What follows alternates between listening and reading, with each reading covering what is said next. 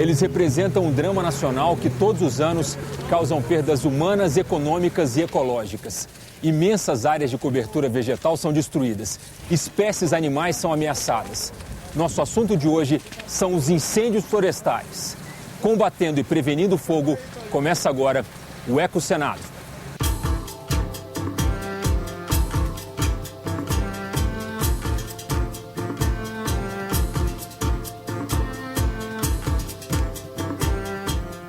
Combate ao fogo é uma atividade difícil e perigosa que exige a dedicação e a coragem de homens e mulheres do Corpo de Bombeiros. A gente entrevista agora a primeiro-tenente Shirlene Costa, oficial de incêndio florestal.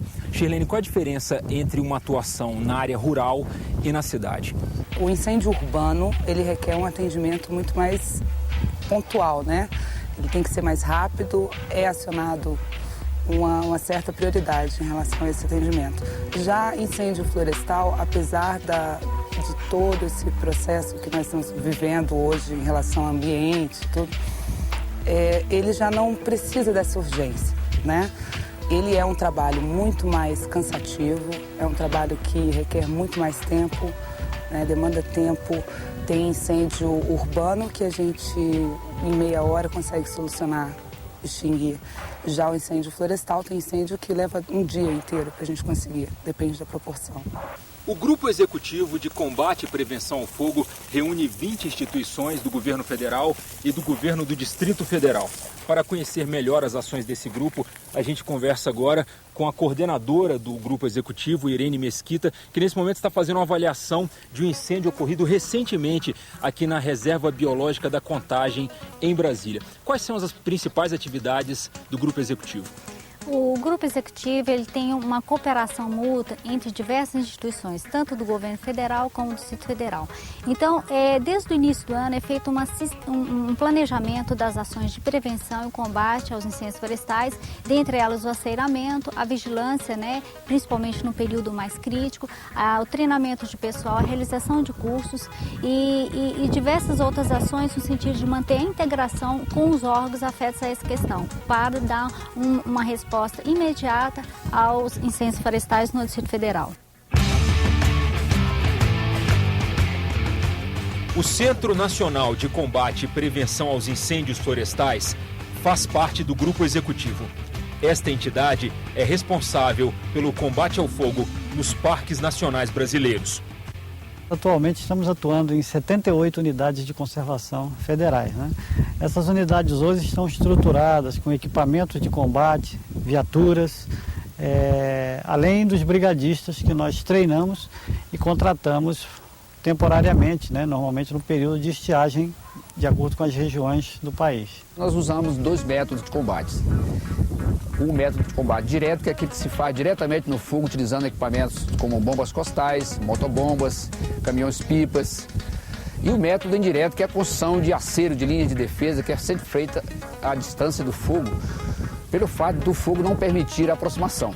Então, esses métodos, quase sempre, se não for aplicado de forma adequada, a gente termina sendo surpreendido pelo fogo.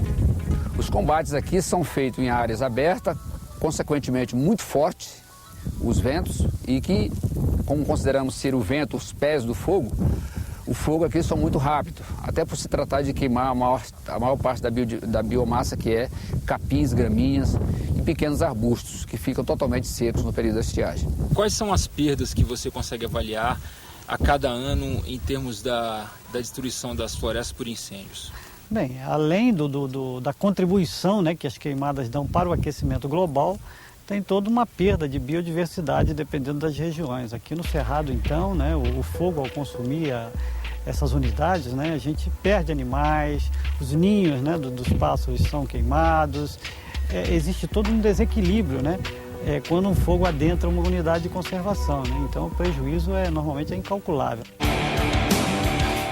A partir do surgimento do homem, mais ou menos 20 mil anos para cá, a gente tem o homem interferindo no regime natural das queimadas e trazendo essa queimada da época de clima mais úmido para a época de época de clima mais seco. E com isso a gente vai ter um agravamento da situação, porque muitas das plantas do cerrado, a gente tem um pico de floração muito grande na estação seca, mês de agosto e setembro. Por isso que a gente vê as árvores, o cerrado todo com as folhas no chão e as árvores coloridas com a copa cheia de flores, né? Porque tem essa concentração de floração. O fogo ocorrendo nessa época, o que vai acontecer? Ele vai ter um dano significativo na reprodução dessas plantas. Nós temos, por exemplo, aqui, esta planta que é uma catuaba.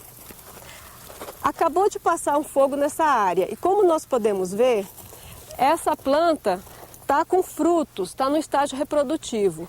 Esse fruto tem características de resistência ao fogo, que é a casca grossa, lenhosa, que protege no seu interior as sementes. Essas sementes, depois de algum tempo, elas serão liberadas, porque o fogo auxiliou no secamento do fruto. E após a liberação das sementes, o vento vai levar essas sementes e dentro de algum tempo, quando começar a chover, ela poderá germinar e se estabelecer, dando início a um novo ciclo de vida. Os animais, da mesma forma, aqueles que conseguem se proteger na estrutura subterrânea do cerrado, como por exemplo dentro dos cupinzeiros, nos solos, ele vai conseguir escapar. Porém, a gente tem perdas significativas com relação a ovos de aves, cobras, mamíferos, como por exemplo o próprio tamanduá-bandeira, que é tão representativo do cerrado.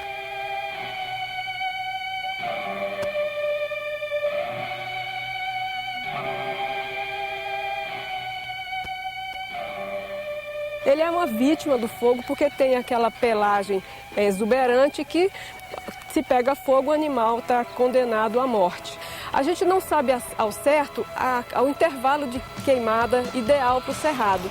Os estudos que a gente tem até hoje ainda são insuficientes para definir, mas claramente menos de 6, 7, 8 anos não pode ser, porque tem estudos que já mostram que nesse intervalo de queimada o cerrado não se recupera a contento. A mortalidade ainda é muito alta, com fogo repetido, e plantas que apresentam características de resistência ao fogo, como a casca grossa, gemas protegidas por bainha, elas têm sentido um impacto muito grande com esse fogo repetido. Isso é um problema grave e que, infelizmente, a gente não tem mais conhecimento para esclarecer. Então, essa pergunta continua. O intervalo ideal para a queima do cerrado é uma pergunta que está no ar até hoje. Nesse período, pelo grande número de ocorrências de incêndio florestal, o Corpo de Bombeiros se mobiliza para esse tipo de atendimento. Tá? Esse ano, o problema desse ano é a questão ambiental que está em foco agora, que é o aquecimento global. Então, o que nós percebemos que esse ano tem de diferente? Calor. As queimadas, de uma maneira geral, trazem muitos malefícios, por exemplo, para a saúde humana. A gente tem a questão da fumaça, que agrava com a estação seca, então a gente tem um aumento do número de problemas respiratórios e nessa região, aqui no Distrito Federal, tem surgido nessa época, já há 1 ou 2 anos, casos de hantavirose, que é uma virose que está associada a um roedor nativo do cerrado. O que está acontecendo? Um desequilíbrio ecológico, por quê? O rato não está tendo na natureza alimento suficiente para se manter. Então ele acaba migrando para a área urbana. Essa área urbana sendo queimada, o que vai acontecer? O rato fica sem alimento e vai buscar cada vez mais perto. E por isso aumenta a chance de contato com a população e contaminação pelo vírus. Então, no caso da hantavirose, que eu acho que é um problema de saúde grave porque é uma doença muito aguda, o período de desenvolvimento e até a mortalidade, até o óbito é muito rápido, tem que ser visto com cuidado e alertar a população com relação à queima de lixo, queima de resto de cerca viva, evitar de fazer isso porque vai estar favorecendo a dispersão desse rato cada vez mais para a área urbana. O Ecosenado termina com uma mensagem. Apesar de todos os esforços das autoridades, você é o grande agente no combate e na prevenção ao fogo. A gente se vê na próxima edição.